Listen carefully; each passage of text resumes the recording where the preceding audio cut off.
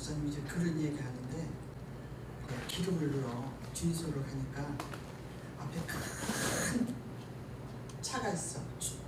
큰 차가 있는데 내가 뒤에서 이렇게 기름을 넣으려고 하는데 왜 그렇게 그 앞에 차가 빨리 안 가? 그래서 내려서 화가 나서 막 치다봤더니 아직도 기름 넣으려면 꿀꺽 한참 들어가야 된대. 그래서 그 기름 넣을 때까지 기다렸다가 내 차를 이제 가서 넣는데 내 뒤에는 또 티코가 있어. 티코는 잠깐 찔끔 하고 넣고 가더라고. 그걸 봐도 깨달은 게 있어. 뭘 깨달으냐? 우리가 큰 그릇이 되려면 내 마음의 영적인 충만해야겠구나. 그래야지 우리가 세계를 제패하고 남에게 영적 영향력을 주고 이런 사람이 되지. 티코같이 찔끔 넣고 가게 되면 그냥 나 혼자 방전하기, 나한테 충전하기, 나 혼자 감당하기도 힘들어. 오늘 우리 모이신 우리 귀한 성도님들에게 큰 차에 있는 기름의 충전량 같이 충만하게 영적으로 충전해 주실 것을 믿습니다. 아멘. 아멘. 네.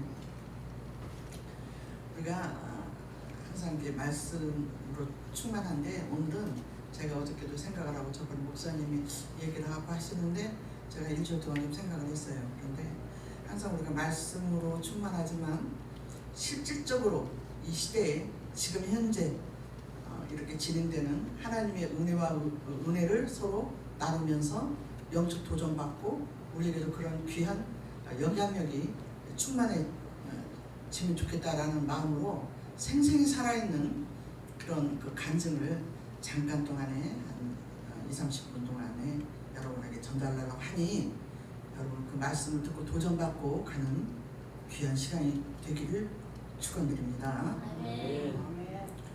그리고 오늘 그 본문 말씀에 그 주님과 동행함으로 나의 구원과 영광이 하나님께 있습니다. 이 말씀이 있는데요. 내가 누구와 동행하느냐 참 중요한 거예요. 내가 누구와 만나느냐, 내가 누구와 같이 사귀느냐, 이게 굉장히 중요한 것 같아요. 내 동행이 누구와 동행하느냐. 여러분 내 옆에 한번 치다보세요. 오늘도 주님과 함께 동행합니까?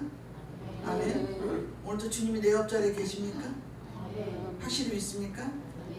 주님 다른 건 다 놓쳐도 주님만 손을 붙잡고 우리가 가면 나의 구원이 어디서 올고 천지를 지으신 하나님께로서 하나님께서는 마른 땅에 물을 내시고 길을 내시고 불 가운데 갈지라도 불이 우리를 사르지 못하고 물 가운데 갈지라도 물이 우리를 침몰치 못하게 하시는 분은 하나님이요. 우리 내 남편이 그렇게 할 수가 없어요. 내 아내가 그렇게 할 수가 없어요. 내 친구가 그렇게 할 수가 없고 내 자식이 나를 그렇게 할 수가 없어. 그러나 우리와 함께 동행하시는 분이 하나님이시라면 천지를 지으신 하나님께서 우리가 동행하시는 걸 믿는다면 우리 모든 길에 주께서 열어주시는 축복이 넘치게 해주실 것을 믿습니다. 주님과 우리 동행함으로 나의 구원과 영원한 영광이 하나님께 있다. 내가 동행함으로 그 영광을 하나님께 드린다. 여러분 제가 신앙생활을 이렇게 다시 리바이브를 해보면요, 제가 25살 때인가 그때 은혜를 받기 시작을 했는데 나는 지금까지 감사한 것은 동행의 축복을 주셔요. 하나님이 만남의 축복을 주십니다.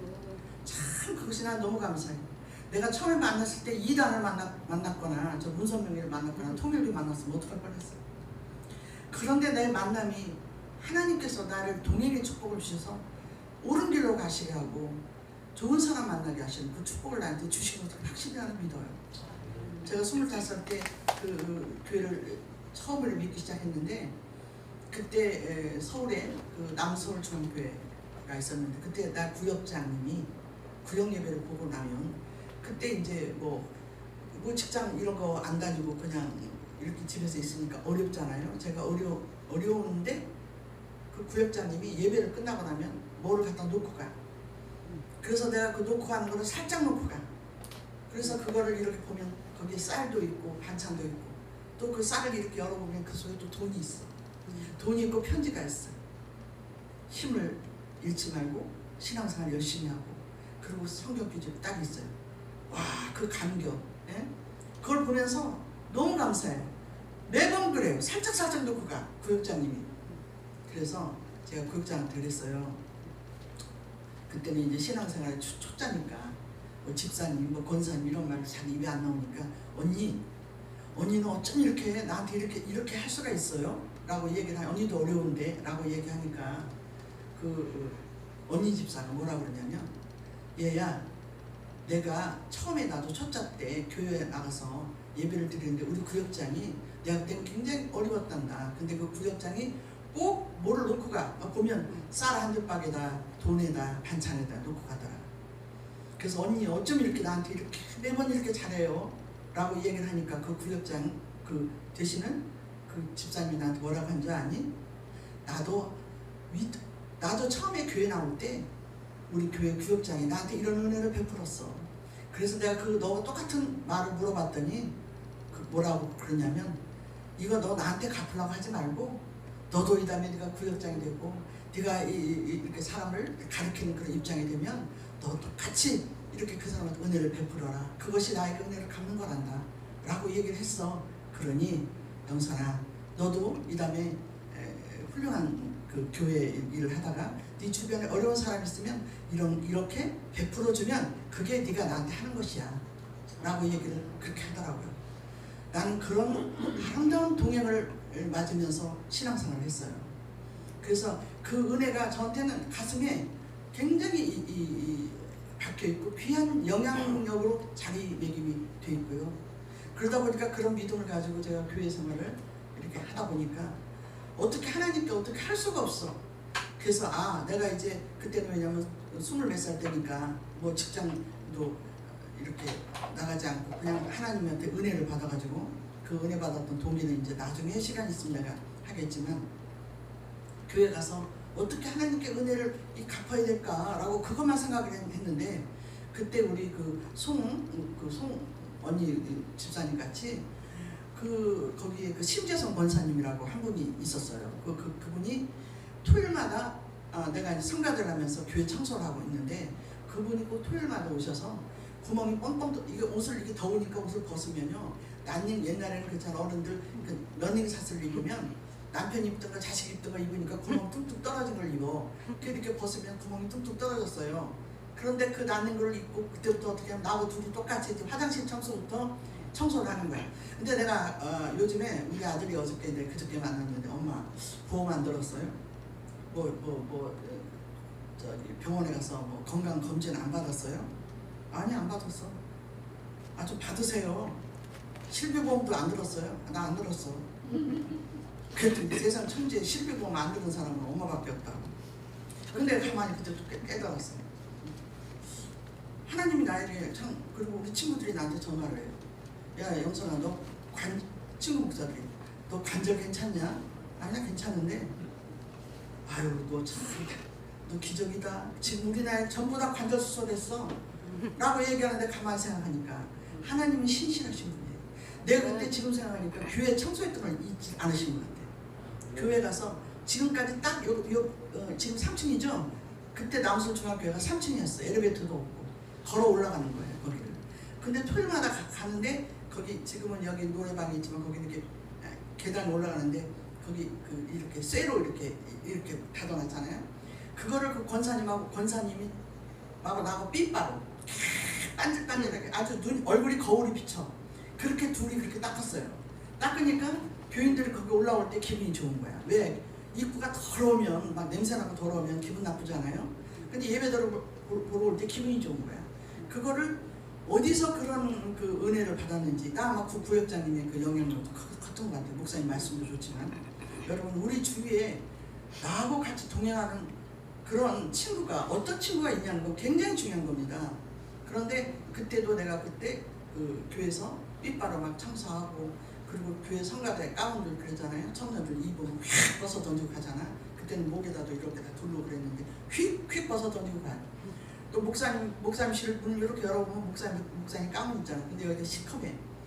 그러면 그거를 다 걷어다가 내가 다 청소 빠는 거야. 손으로 다 빨고 또 교인들이 싹 가게 나면 주보들을 다 발로 밟고 가. 그래가지고 막 주보 가면 발자국이 막 있어. 그러면 그걸 주보를 다 닦아서 태국에서 놓고 교회 청소하는 그 걸레도 집에 가서 빨아가지고 삶아가지고 이 태극기 함 같은 데다 탁 넣어놓고 토요일 날 오면 그 깨끗이 빠른 걸 가지고 와서 하는데 교회 청소를 딴 사람이 할까봐 그게 무서웠어요. 아, 이 축복을 내가 받아야 되는데 교회 청소는 나만 해야 돼. 막 그러고 토요일 날 정신없이 가서 하면 그 심재성 권사님이 그 권사님이 청소를 하고 있어요. 그러면 그 권사님하고 이제 청소를 하고 나서 그리고 청소한 끝에 둘이 이제 오후 저녁 때가 되면 여기 강제상 깨끗이 해가지고 둘이 기도하는 거예요. 근데 그 권사님 기도 소리를 내가 이렇게 들어보면 뭐라고 하냐면 경상도 분인데 하나님이요 우리 아들이 세계 최고의 아들로 만들어 주이소. 하나님께 이렇게 봉사하면 하나님 그렇게 해준다고 안 했어. 경상도 말만 하는 거예요. 네? 그런데 그 권사님의 아들이 장애인이요. 장애인도 보통 장애인이 아니에요. 걸줄 모두 휠체어를 타고 다니는 장애인이에요. 근데 얼굴이 잘생겼어.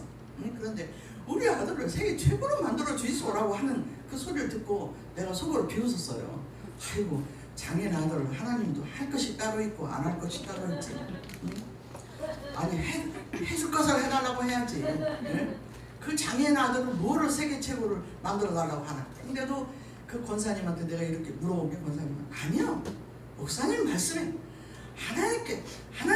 하나님께 기도하면 하나님은 안 되는 것도 불가능해요. 없다고 했습니다. 그러면서 그냥 청소하면서 그렇게 기도를 하면서 옷 구멍 뻥뻥 뚫어진 옷을 입고 앉아서 난닝구를 이렇게 입고 구에다 이제 뭐 하나 걸치고 그러고 앉아서 기도를 하는 거야. 그런데 내가 그 교회를 같이 다니면서 기적이 일어났어요. 그때 그 휠체어 타고 다니는 아들이 그 동네에서 탁구를 이렇게 이제 심심하니까 휠체어를 타니까 탁구를 이렇게 한 거예요. 탁구를 하다가 동네 탁구에서 이제 뽑혔어. 그러다가 이제 구 대회에 나가서 또 뽑혔어. 그러다 보니까 구대에서 탁구대회에서 1등을 하더니 이제 시대회로 나갔어. 서울 시대회로 와서 탁구, 목사님 탁구대회에서 우리 아들이 1등이십니다 그래요. 응? 그거하고 이제 세계 민족에 뛰어난 거하고 무슨 상관이 있어. 그렇게 생각을 했더니 장애인 올림픽 대회가 생겼어요. 장애인 올림픽 실화예요? 다큐멘터리야? 이거 실화. 아니 장애인 올림픽 대회에서 탁구과가 있었어요. 그런데 그 아들이 탁구 대회를 출전하게 됐어요. 장애인 대표로. 그런데 탁구 대회에서 어떻게? 아무것도 안 받았으면 내가 얘기 안 하지. 금메달 받았어요. 아멘입니까? 네, 남의 그 심재성 권사님 아들이라도 여러분 고개 한번 끄덕끄덕 한번 해줘요. 근데 그 아들이 금메달 하니 신문 방송에서 난리가 났어. 번쩍 뉴스에 나오고. 세계 민족에 뛰어난 아들로 응답하셨어 안 했었어요? 했어요. 구멍 뚱뚱뚱뚱 뚫린 거 있고 오늘 있잖아 우리 성도들도 여기 계단 빼바라면 닦자. 화장실 청소를 그렇게 하고 나하고 똑같이 둘이 그렇게 1년 동안 했어요. 그때 하나님이 나한테 건강의 축복을 주셨어. 건강의 축복을 난 주신 걸 확실히 믿어요. 그때 내가 좀 몸이 안 좋은 것도 많았는데 그렇게 1년을 청소하고 보니까 하나님 그걸 보셨어. 나는 보신 걸 확실히 믿어요. 자, 동행이라는 말을 하다가 내가 이 말을 했는데 내 주위에 그 교인도 지금 그때는 딱 크기도 우리 교회만 해요.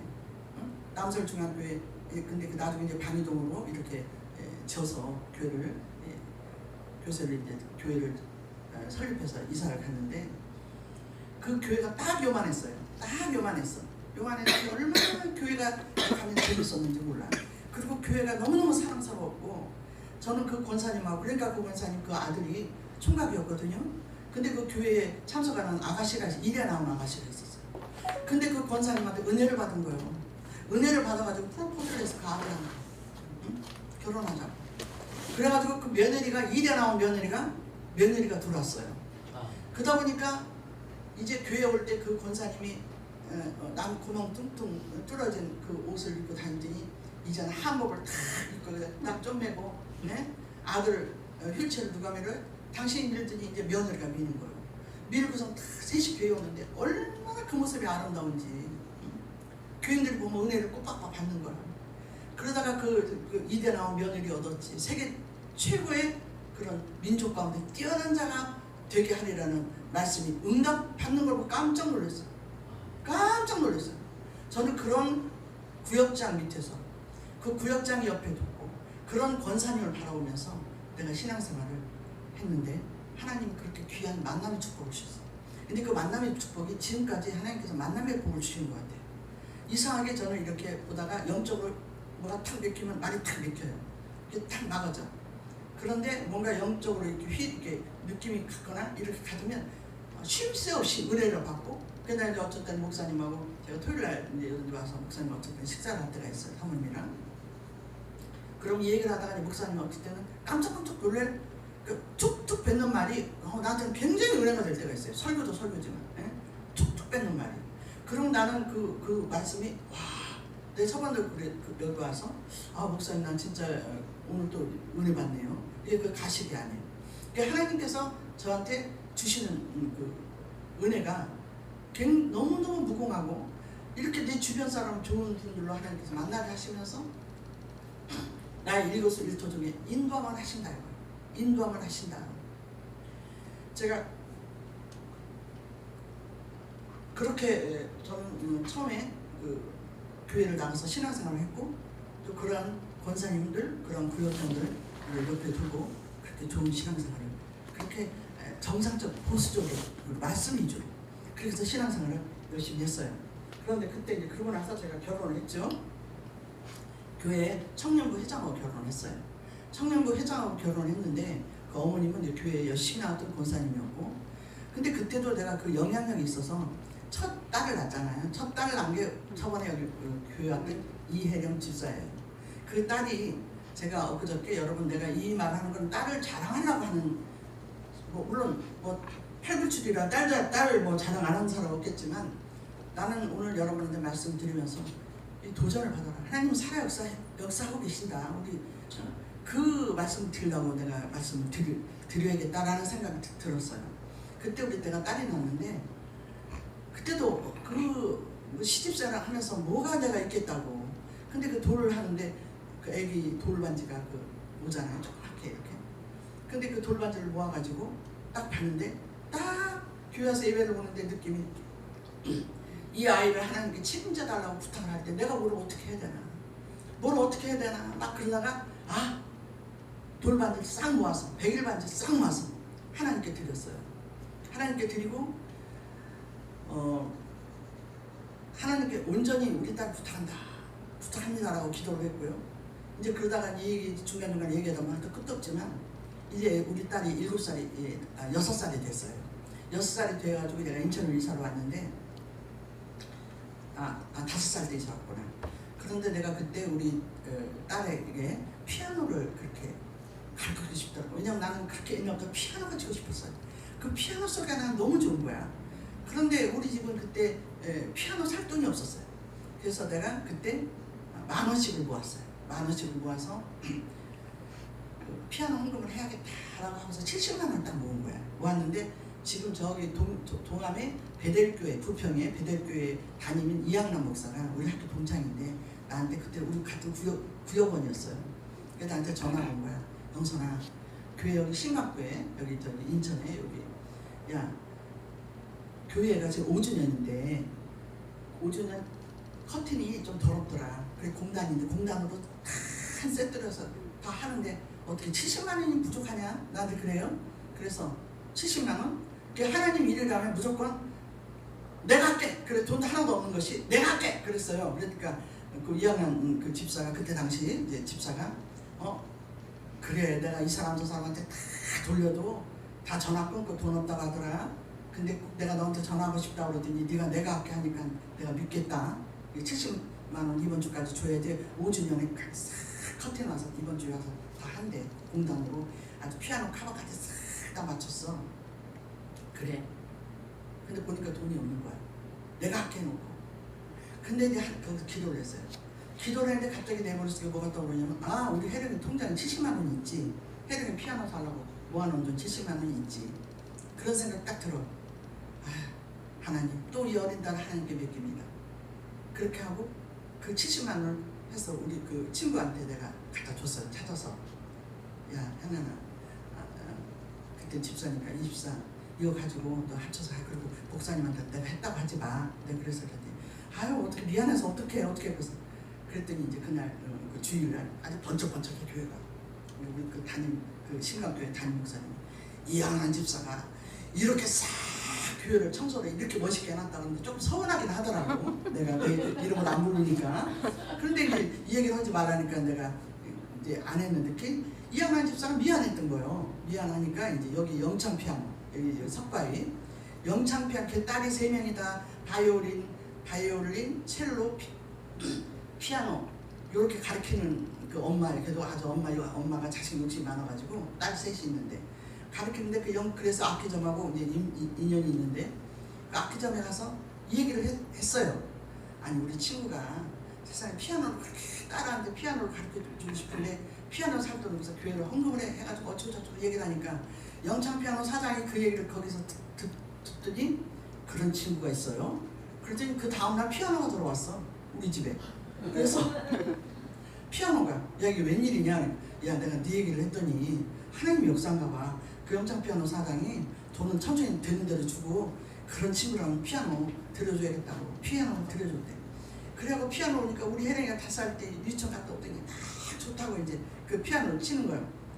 하나님 감사합니다. 야 그러면서 또 체험을 하는 거예요. 아 이렇구나. 그러더니 또 교회에서 뭐라 그래요 목사님이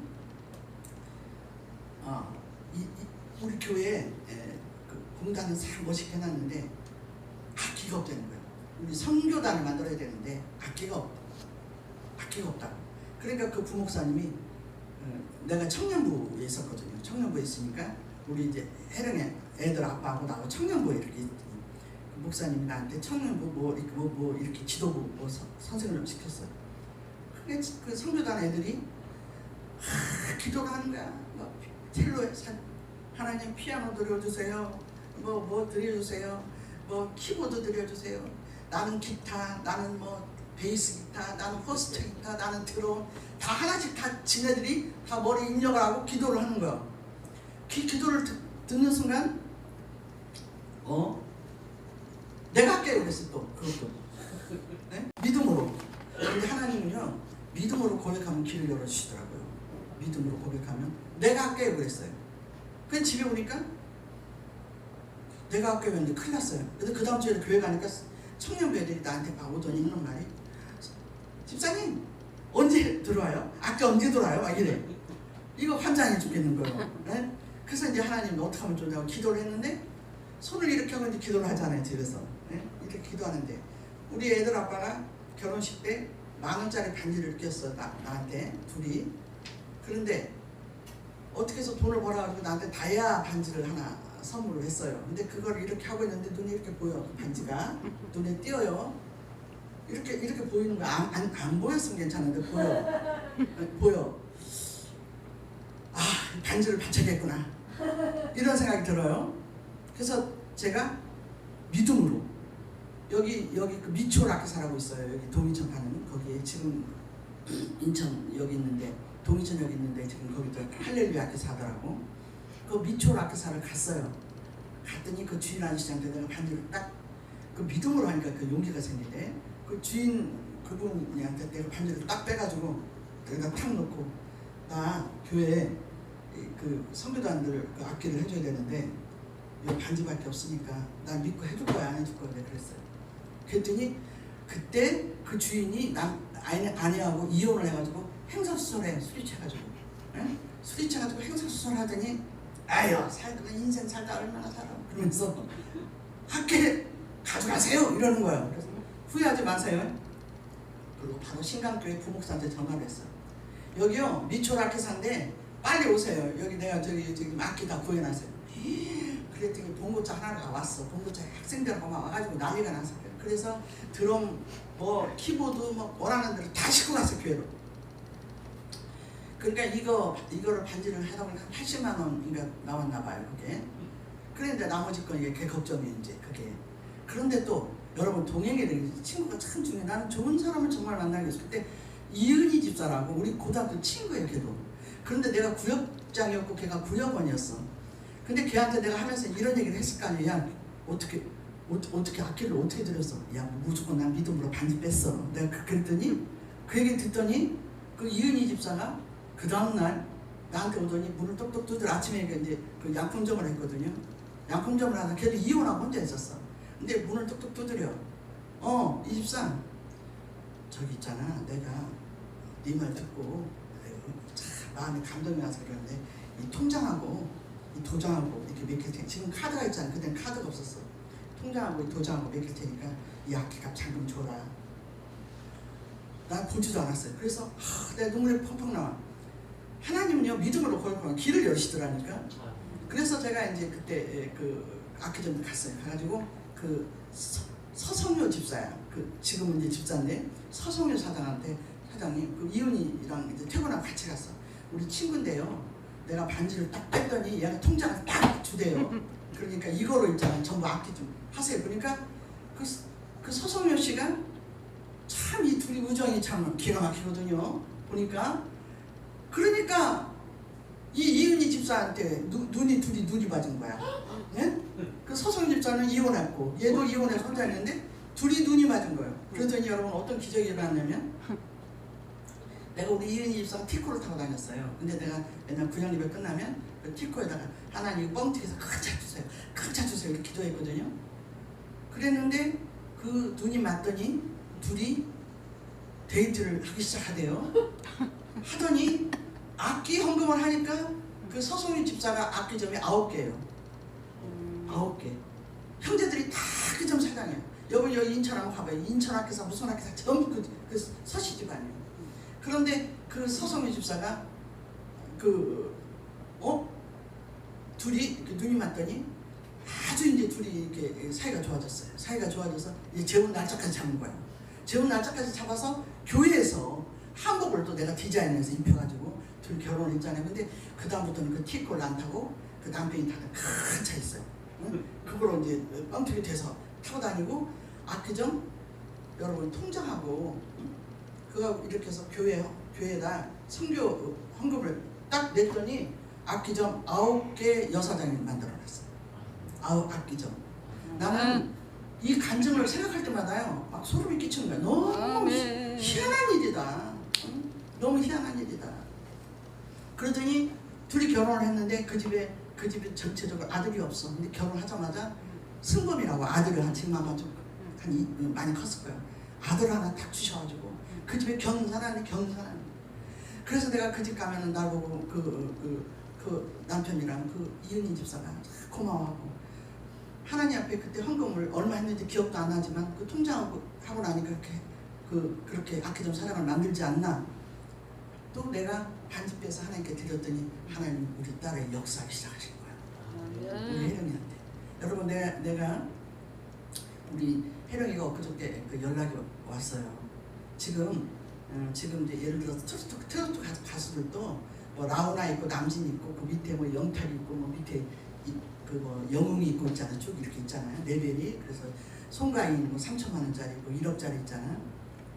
그러듯이 우리 혜령이가 지휘자로서 세계에서 A급으로 올라갔대요. 그래서 내가 뭐 누구한테 어떻게 이 얘기를 할 수가 없어. 나는 집에 이제 청안에 혼자 있으니까 누구한테 어떻게 할 수가 없는 거야 이 얘기를. 왜냐면 이 얘기를 누구한테 한번 해보죠. 딸 뵀는데 팔불출같이 딸 자랑만 하네 이럴까봐 하지도 못하는데 감격과 감격이 막 은혜가 넘쳐가지고 하나님 나 주님 옆에 한 것도 없는데 큰일 났네. 한 것도 없는데 큰일 났네. 예? 그러는데 나는 그때 돌반지 하나님께 바치고 없는 가운데 하나님께 반지 빼서 악기 헌금 해놓고 그렇게 교회 청소하면서 기도했더니 하나님께서 그걸 보고 계셨다 이거예요. 보고 계셨다. 여러분 오늘도 여러분들 행동 하나하나를 하나님 지금도 보고 계셔요. 그래서 내일 어떻게 기적을 나한테 베풀어 무슨 준비를 하고 있을지 모르는 거야. 그런데 여러분 우리 혜령이가 제가 고등학교 3학 걔가 이번에 그 EBS에서 그 간증을 하는 걸 듣고 내가 가슴이 벅차서 말을 못하겠더라고요. 왜냐하면 나는 엄마는 연단이 엄마대로 있지만 딸에게도 연단이 나름대로 있었어. 그래서 고등학교 2학년 때 고3 때 내가 레슨을 받고 피아노과를 가야 되는데 보통 교수들 레슨을 받으려면요 그 대학교 연대나 서울대 레슨 받으려면 아시잖아. 보통 한 번 안에 30만 원 50만 원씩 주고 레슨 받아야 돼요. 그것도 일주일에 한 번씩. 근데 얘는 그렇게 할 수 있는 것도 없고 피아노도 집에 없었어요. 그러니까 얘가 어떻게, 난 몰랐어. 그때 그 동네에 여기 성남동 동네 어느 교회에 목사님한테 가서 얘기를 하고 그 교회를 청소를 해주면서 그 추운데 교회 피아노로 연습을 한 거야. 교회 피아노로 고등학교 2학년 때 연습을 해가지고 대학교로 들어간 애가 그 지금 세계 최고로 올라간 이혜령이에요. 그런데 그렇게 피아노를 연습하고 했는데 또 하나님께서 역사하시는 게 너무 감사한 게 그때 서울대나 연대 이렇게 경희대 최하로 이렇게 가야지만 이 클래식 계통에서 알아주는데 우리 이 딸은 지방대를 갔어. 수원대 피아노과 가고 피아노과를 가고 대학원도 가고 그랬는데 수원대는 이 서울에서는 안 알아줘요. 알아주질 않아. 경희대도 안 알아줘요. 한양대도 안 알아줘. 그냥 서울대, 연세대만 알아주는 거야. 그런데 그 속에서 얘가 한국예술종합학교라고 서울대생이나 이런 사람들만 가는 그러니까 음악계통이 서울대야. 한국예술종합학교가. 그런데 거기를 들어갔어요. 수원대생이. 거기를 들어가서 그러니까 레벨이 서울대하고 똑같아지는 거예요. 이제. 전부 동창들이 서울대, 연대 애들이에요. 수원대생으로서. 근데 거기 들어갔는데 얘가 거기서 또 하나님께서 레벨을 높이려니까 국립오페라단. 여러분 그 시립오페라단도 아니고 국립오페라단에서 피아니스트가 문제가 생겼어요. 그런데 거기 그 오페라단 그 단장님이 그 많은 사람 중에서 우리 딸 혜령이가 생각이 나더래. 나는 그 생각이 나더라는 것이 우연이 아니고 하나님의 섭리였던 것 같아요. 생각이 나게 하는 거. 그 수원대생을 생각이 나게 하는 거. 그래서 얘가 이제 EBS에서 그 간증을 한 거예요. 그게. 그러면 저는 이제 간증인지 모르고 얘기하는 거예요. 그러니까 그 아나운서가 야 이건 진짜 기적이네요. 막 이렇게 하면서 같이 웃고 농담하고 이랬는데 거기서 국립오페라단 피아니스트로 들어갔어요. 그래가지고 피아노를 칠 때 얼마나 그 피아노를 잘 치는지 거기서 전부 다 사람들한테 그 교수들한테 얘가 그래갖고 뭐를 맡았냐면 연극이 아니고 연출과 지휘 연출과를 맡아서 한국예술종합학교에서 연출과 4년제로 공부를 했어요. 그걸 끝나고 이제 독일을 이제 유학을 가는 거예요. 그러니까 대학교 4년, 대학원 2년, 또 한국예술종합학교 거기에서 10년을 이제 한국에서 공부를 한 거예요. 공부를 하고 독일을 갔는데 독일 데르트문트에 음악 지휘학과가 있어요. 거기 음악대학교, 국립음악대학교. 거기를 제가 시험 보고 들어갔어요. 들어가서 합격을 했어요. 거기에 매년 5년제예요. 지휘과 5년제. 그런데 독일말 하나도 모르고 제가 그냥 학원 3개월이나 다니다가 거기를 갔는데 거기서 또 하는데 제가 이제 한 달에 얼마씩 돈을 붙여줬잖아요. 붙여줬는데 2014년도에 내가 지금 제가 입장 아파트 천안에 아파트가 지금은 잘 되고 있지만 그때 당시에 이 부도가 나가지고 어떻게 할 수가 없는 그런 위경이 있었어요. 그러다 보니까 독일에 있는 딸에게 계속 학비를 붙여줘야 되는데 그때는 학비를 붙여줘야 되는데 학비를 못 붙여주는 상황이 벌어진 거예요. 그러니까 이제 우리 딸이 거기서 이거 학업을 중단하고 한국에 돌아와야겠다라고 해서 걔가 그게 지금 이런 말은 우리 그 친구가 또 기자로 있는 그 신문사에서 하도 기가 막히니까 이걸 간증을 또 냈더라고요. 저기 신문에. 근데 14년도에 보따리를 다 싸가지고 한국을 가야겠다라고 해서 다 가방을 쌌는데 그때 그 다음에 이제 한국을 와야 될 때예요. 학업을 중단하고. 그런데 그때 학교에서 연락이 왔대. 교수가 지금 그 국립오페라단에 피아니스트가 교통사고가 났다. 그러니 이혜령 선생님 당신이 여기 와야겠다. 당신이 생각이 나더라. 여러분 생각나게 하는 거 하나님이라니까요. 네. 생각나게 하는 거. 그 많은 여러분 거기 독일에 온 음대생들이 한두 명입니까? 얼마나 그 쟁쟁한 음대생들이 많은데 그 교수가 우리 딸이 생각이 나서 걔가 그 다음날로 가방을 푸는 거야. 가방을 풀고 갔는데 학비 때문에 그 교수한테는 얘기를 했더니 나는 그걸 몰랐어요. 지금까지 몰랐어. 이번에 알았어요. 걔가 거기서 그냥 장학생으로 돼버렸더라고. 그래가지고 학비를 내가 붙여줘야 되는데 학비를 안 받고 그냥 장학생으로 공부를 하게끔 하나님께서 해주시고 그 피아니스트로 해서 급여가 나오게. 그래서 거기 생활비를 할 수 있도록. 여러분 이게 기적 아닙니까? 이거는 우연이 아니에요. 어떻게 가방을 싼 그 다음 날 그 교통사고가 나서 우리 그 딸을 거기서 피아니스트로 하게 하고 다시 공부를 할 수 있게 하시는지, 나는 그 얘기를 듣고 얘가 학교 갈 때부터 고등학교 2학년 때 저기 교회 청소하면서, 여러분 교회 청소를 하나님께 좋아하시나 봐요. 교회 청소를 참 좋아하시는 것 같아요, 진짜. 얘가 교회를 청소를 하면서, 왜 미안하니까 청소하면서 피아노를 연습을 했는데, 하나님께서 그렇게 다른 사람들 그렇게 레슨 받고 타는 그 과를 얘는 피아노과를 그렇게 들어가고, 학교에서도 제가 되는 대학원에도 장학생을 공부했어요.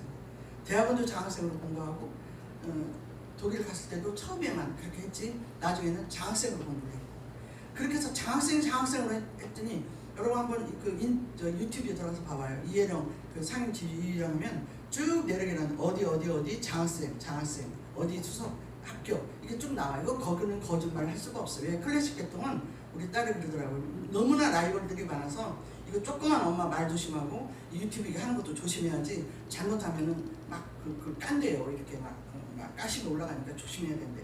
그러니 거기서 전부 수석 한 거예요.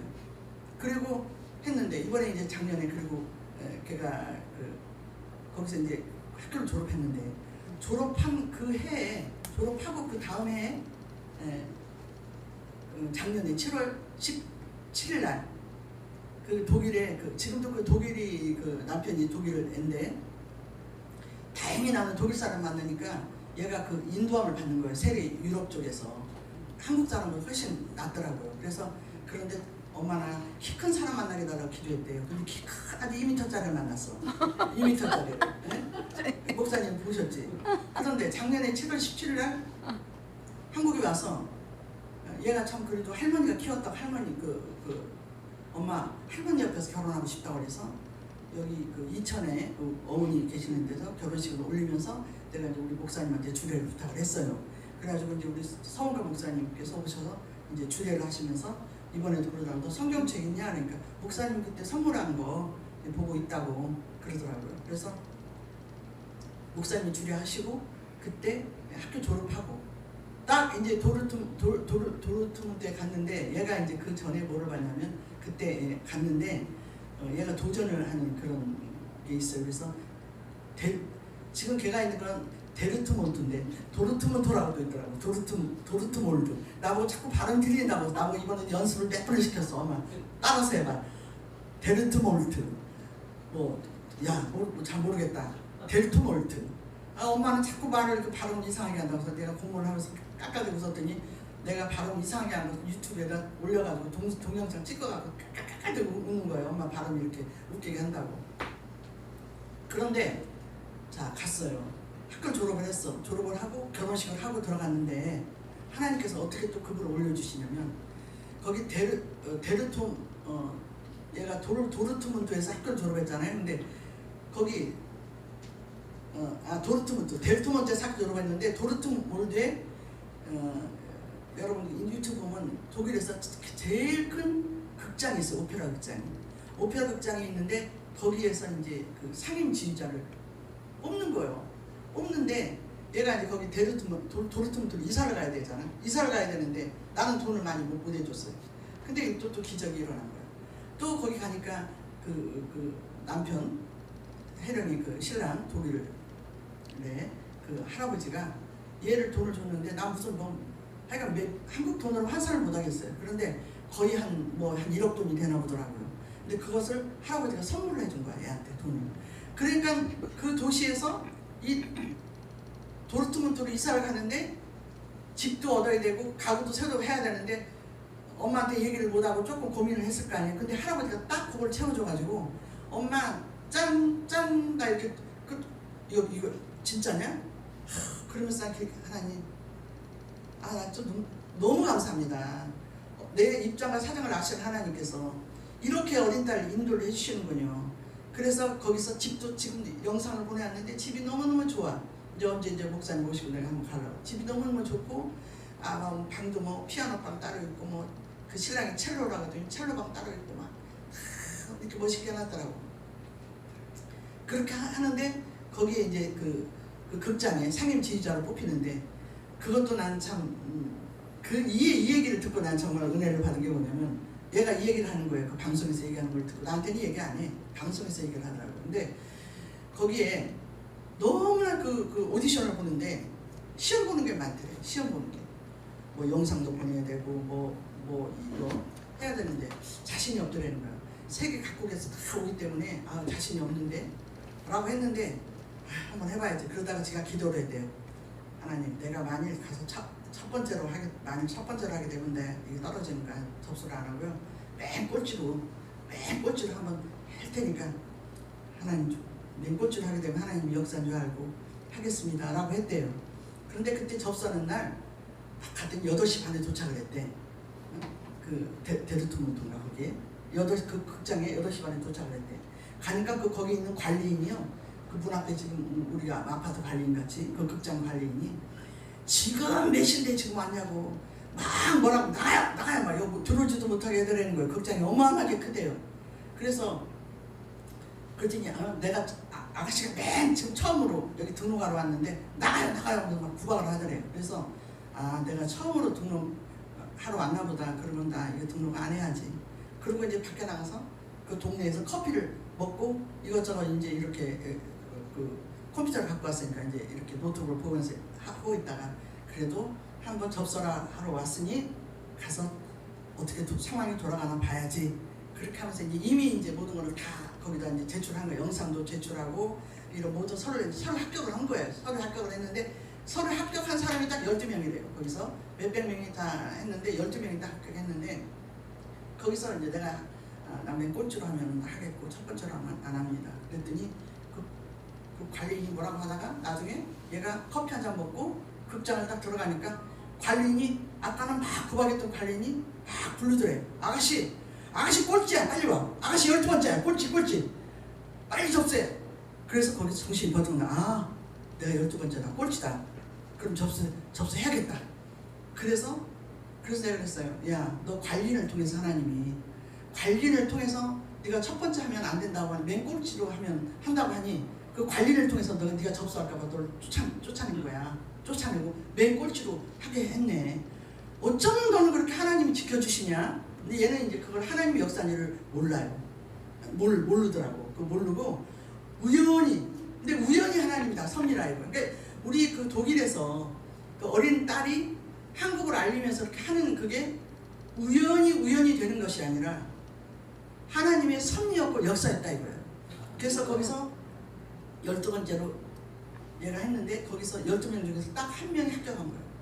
딱 한 명이 합격했는데 거기서 그 하자마자 이번에 그 스웨덴, 스페인, 마드리드가 세계 최고의 극장이래요. 그런데 이번에 거기서 이번에 방송국에서도 다 놀래고 하는 게 뭐라냐면 스페인 마드리드에서 이제 40대 안 된 한국의 지휘자가 마드리드 극장에서 지휘를 한단 말이야. 다 믿지를 않았대. 근데 자기가 가서 하니까 거기서 신문에서 뭐라고 나왔냐면 사람들 모두가 그 공연보다도 그 조그마한 한국의 여자 그 아가씨가 지휘하는 그 모습을 다 경청했다. 이것이 기사에 나왔다. 한국에. 그러니까 여기 한국에 방송하는 분들이 스페인 마드리드에서 한국 아시아에서 최고로 딱 한 명이 거기서 지휘를 했다는 거예요.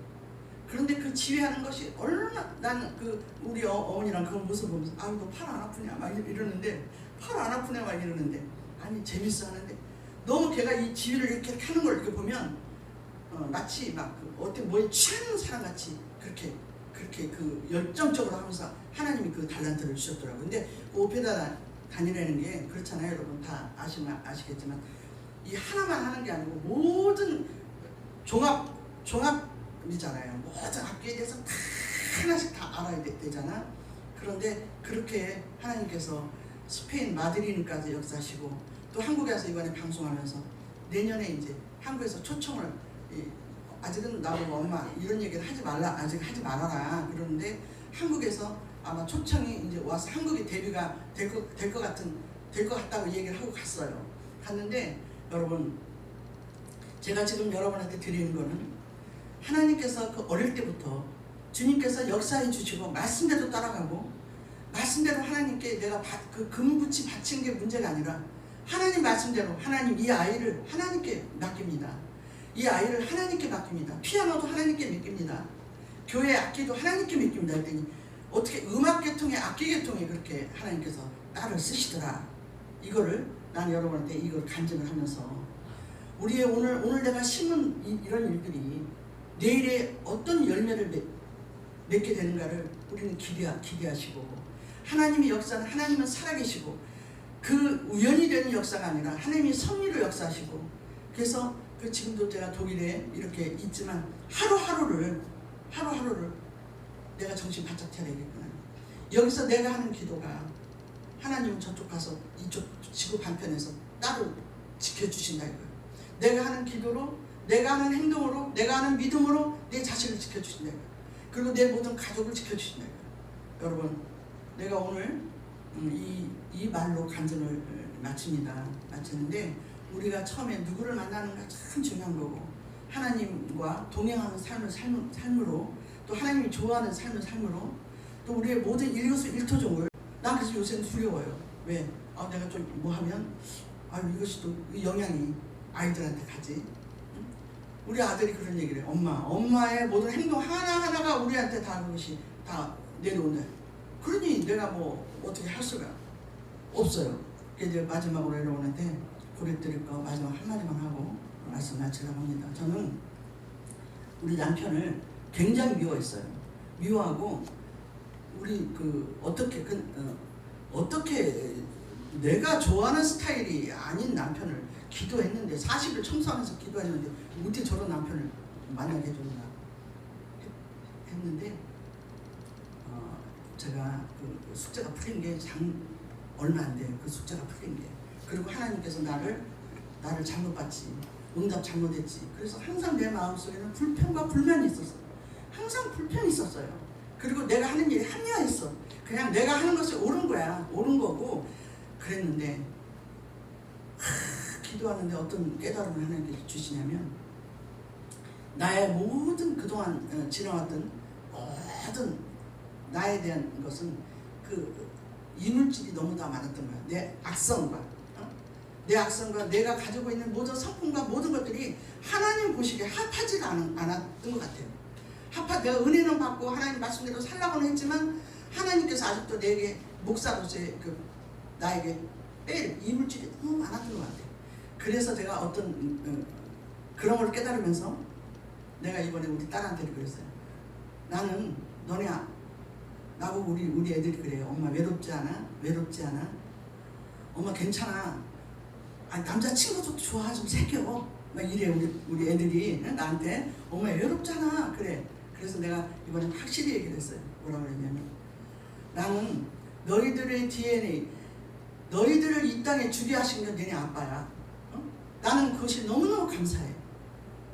그러면서 내가 뭐라고 그랬냐면 내가 아무리 나는 예를 들어서 뭐 장동원 같은 분 누구 나는 터프하고 좀 이런 분을 좋아해. 운동선수들 이런 걸 좀 좋아하는데 전혀 거기하고 관계가 없는 사람을 남편으로 만나게 해주셨어요.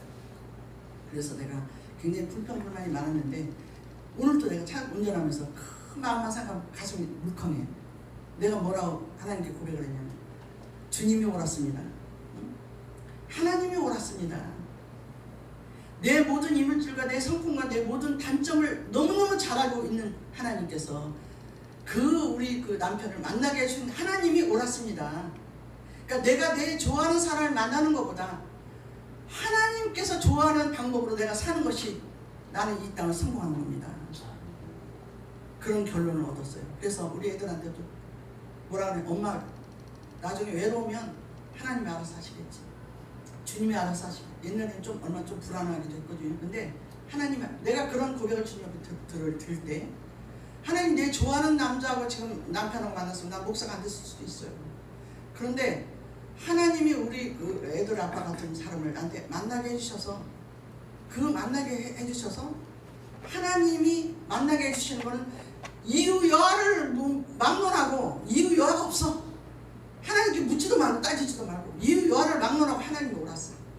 하나님이 우리 그 남편을 만나게 해주실만 하니까 만나게 한 거고, 내가 좋아하는 사람 만나는 것보다도 하나님이 나를 보고 기뻐하시는 그런 모습을 볼 때 나는 그걸 기뻐해야 된다.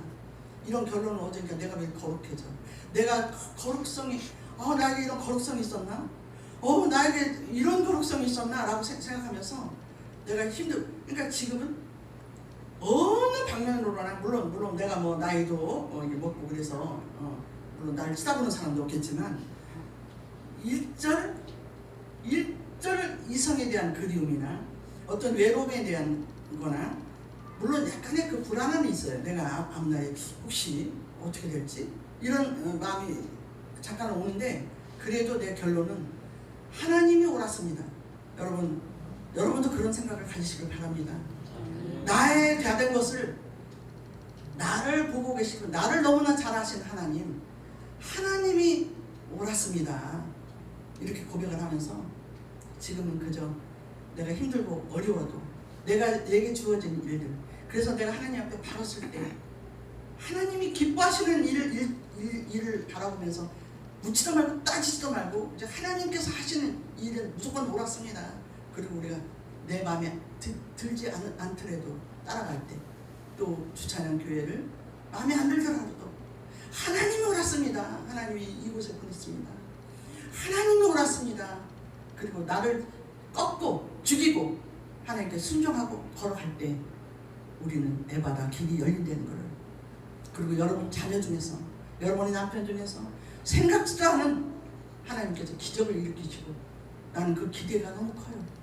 지금도 내가 하나님 말씀을 순종할 때 우리 독일에 있는 우리 딸이 아니면 내년에 그렇지 않은다 할지라도 상관은 없지만 그래도 한국을 정말 알리는 클래식 계통에서 한국을 알리는, 요새 뭐 트로트만 너무 유행해서 한국 사람들의 감정을 막 이렇게 만지는데, 그래도 한국에 와서 클래식을 알리고 사람들을 고고하게 영혼을 고급스럽게 만드는 거기에 일조할 수 있는 우리 정말 딸을 내 가슴에서 낳게 하신 하나님, 나를 여태까지 바라보신 하나님, 내가 드렸던 백일반지 돌반지 받으시고 내가 드렸던 반지를 받으시고 내게 드렸던 고백 청소했던 모습을 바라보시면서 하나님, 내가 어린 딸을 얻고 꼬꼬지했던 모습을 바라보면서, 물론 중간에 내가 알겠다 깨닫지 못해서 내가 남편에 대해서 불평불만하고 했지만 이제는 그러지 않겠습니다. 그래서 제가 남편하고 헤어져 있지만 나는 지금 이 자리에서 우리 그 동서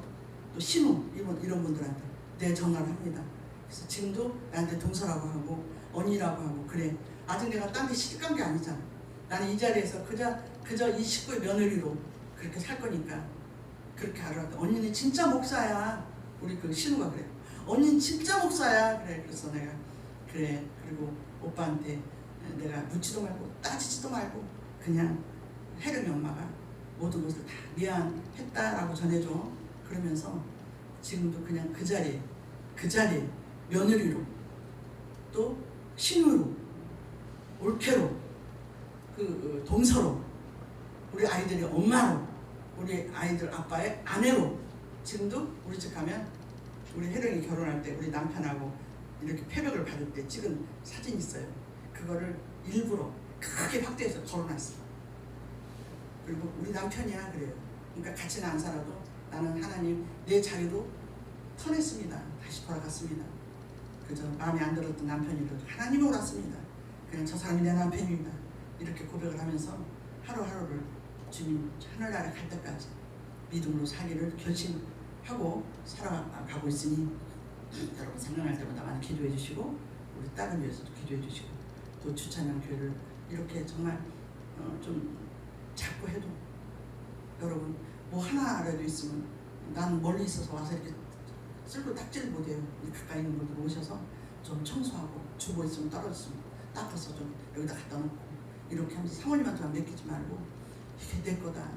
그럼 복이 누구한테 와요? 나한테 오는 거야. 네? 그리고 화장실 청소도 좀 하고 여기 밑에 빼빠도 좀 한 번씩 닦고 빼빠도 좀 한 번씩 닦고 그렇게 해서 이 그리스도의 몸이다. 나는 그렇게 생각해.